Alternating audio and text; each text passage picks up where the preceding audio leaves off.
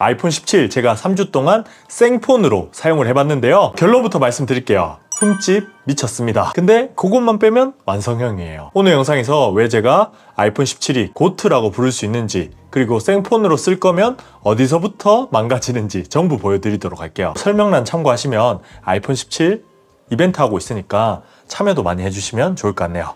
자, 그럼 바로 시작해보죠. 먼저 내구성. 이번 아이폰 17부터 적용된 세라믹 실드 2, 전작보다 3배 더 강화됐다고 했잖아요. 결과는 이렇습니다. 해외 유튜버 분들의 테스트를 봐도 경도 7에서 자국이 생기더라고요. 특히 화면의 모서리 부분이랑 카메라 모서리 이런 부분들은 코팅이 진짜 잘 벗겨져요.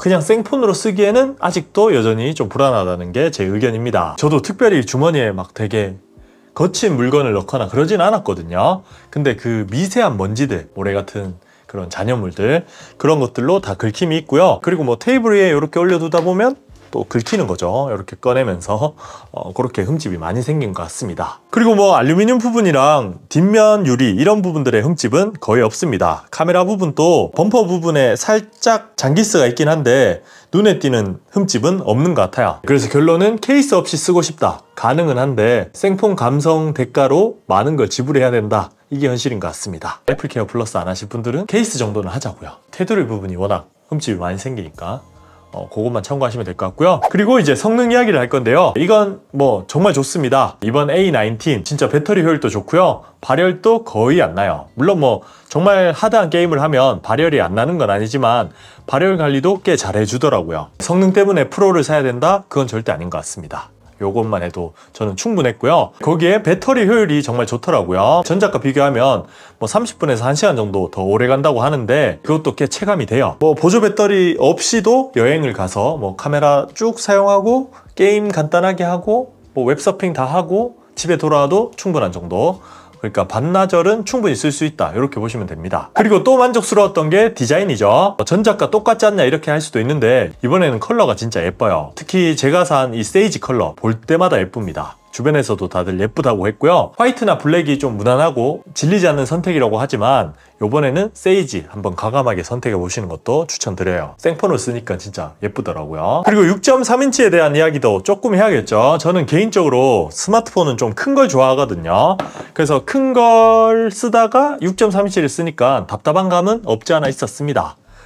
요거 하나밖에 안 나온다는 게 역시 저는 최대 단점인 것 같아요. 화면이 작다 보니까 컨텐츠 볼 때도 좀 불편함이 있었고요. 타건을 할 때도 아무래도 오타율이 높더라고요. 한 손으로 쓰기에는 뭐 착 감기고 무게 밸런스도 좋고 다 좋긴 했는데 그래도 저는 플러스를 굳이 없애야 했나 싶더라고요. 뭐 제조 단가 때문에 그랬겠지만 어쨌든. 그리고 그 외에 뭐 단점들로 지적되고 있는 부분들 하나하나 짚어보면요.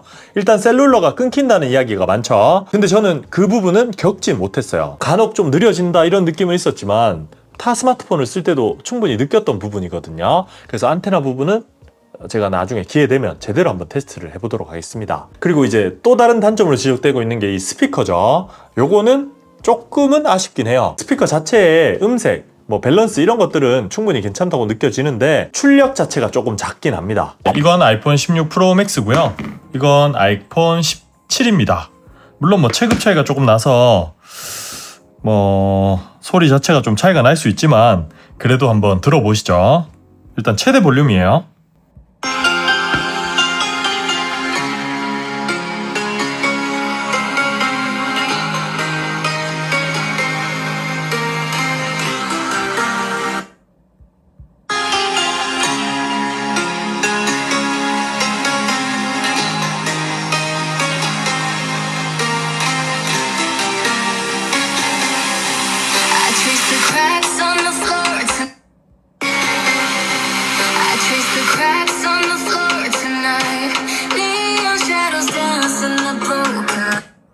뭐 느껴지실지 모르겠지만 출력 자체가 조금 작습니다. 그래서 뭐 소리가 나쁜 것도 아닌데 원래 볼륨이 줄어들면 소리가 조금 나쁘다고 느낄 수 있거든요. 그래서 그 출력 차이 때문에 뭐 이게 안 좋다고 평가되는 거지, 제가 봤을 때는 그냥 좋습니다. 스피커는 크게 나쁘지 않아요. 되려 16 시리즈보다 좌우 밸런스는 더 좋아진 것 같아요. 저는 스테레오 감을 또 중요하게 생각하는데 16 시리즈보다 17 시리즈가 좋아져서 너무 크게 듣는 분들이 아니라면 괜찮다고 생각이 돼요. 그리고 이제 진짜 마지막으로 프로와 비교했을 때 일반 사도 되냐 이런 거 불안해 하시는 분들 있잖아요. 워낙 우리나라에선 프로를 사시는 분들이 많았기 때문에 그래서 프로와 한번 비교를 해볼게요. 크게 두 개 정도만 비교하면 되는데 첫 번째는 성능이죠. 성능은 사실 뭐 정말 하드한 작업 하실 분들 아니라면 프로를 굳이 안 사도 될 것 같습니다. 프로가 발열 관리도 더 잘하고 코어 자체도 더 많고 뭐 성능 자체가 더 좋은 건 맞아요. 근데 생산성이라는 건 성능에서만 나오는 게 아니잖아요. 화면 크기가 굉장히 중요한 요소입니다. 화면이 커야 영상 편집을 한다든지 하드한 작업을 한다든지 좀 복잡한 프로그램을 돌릴 수 있잖아요. 뭐 게임 같은 건 이미 이 아이폰 17도 충분하기 때문에 크게 차이가 안 난다는 게 제 의견입니다. 화면이 확 크다면 저는 프로도 충분히 좋다고 하지만 그건 또 아니잖아요. 그냥 스마트폰에서 할 수 있는 작업은 충분히 할 수 있다고 생각이 돼요. 그래서 뭐 성능은 크게 신경 안 써도 될 것 같고요. 두 번째로 고려할 게 카메라죠. 카메라는 물론 뭐 차이가 납니다. 특히 뭐 망원에서 차이가 나긴 하는데 이마저도 저는 일반인 분들이라면 일반 사셔도 될 것 같습니다. 우리가 많이 쓰는 하각이라고 할 수 있는 13mm 초광각부터 뭐 24mm, 28mm, 48mm, 72mm, 뭐 한 80mm까지 요 구간까지는 디지털 크롭 되는 건 똑같아요. 제가 쓰고 있는 프로맥스도 4배부터 광학 줌이잖아요. 그 이하는 아이폰 17과 동일하게 디지털 줌으로 작동되기 때문에 큰 차이는 없습니다. 이미지 센서 자체가 좀 커서 조금 더 낫긴 하지만 뭐 어마어마한 차이는 아니다라고 생각이 돼요. 물론 뭐 4배 줌부터는 확연한 차이가 나기 때문에 꽤 멀리 있는 사물을 많이 찍는다, 뭐 길거리에 있는 고양이들 찍는 걸 좋아한다, 이런 분들은 프로를 사는 것도 괜찮은 선택인 것 같습니다. 근데 그걸 제외하고 모든 분들은 일반 사시면 돼요. 이번에 진짜 디스플레이에서 끝 나누기 안 한 거, 뭐 성능에서도 크게 차이 안 나는 거, 뭐 이런 것들 다 종합해보면 안 살 이유가 없는 진짜 고트 같은 일반형인 것 같습니다. 가격도 129만 원이면 충분히 괜찮잖아요. 경쟁작이라고 할 수 있는 갤럭시나 뭐 샤오미 뭐 등등 해서 많은 스마트폰들과 비교를 해도 충분히 가성비가 괜찮기 때문에 저는 iOS만 괜찮다면 괜찮은 결정인 것 같습니다. 물론 이번 iOS 26은 조금 문제가 있는 것 같아요. 버그가 좀 많고 좀 느려지는 그런 감도 있기 때문에 뭐 그런 부분은 차차 개선되는 걸 보고 또 이야기를 해드리도록 할게요. 그럼 오늘 영상은 여기까지고요. 좋아요, 구독하기 잊지 마시기 바랍니다. 마지막으로 생폰 쓰실 분들, 애플케어 플러스 안 하신 분들은 굳이 추천드리진 않습니다. 네, 이렇게 말씀드리고 마무리하도록 할게요. 또 단점 있긴 하네요. 플레이어 여전합니다.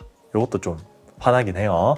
이건 뭐 프로도 마찬가지니까 고질병 같은 거 좀 고쳐줬으면 좋겠네요. 자, 그럼 오늘은 여기까지고요. 다음에 봐요. 똥 봐.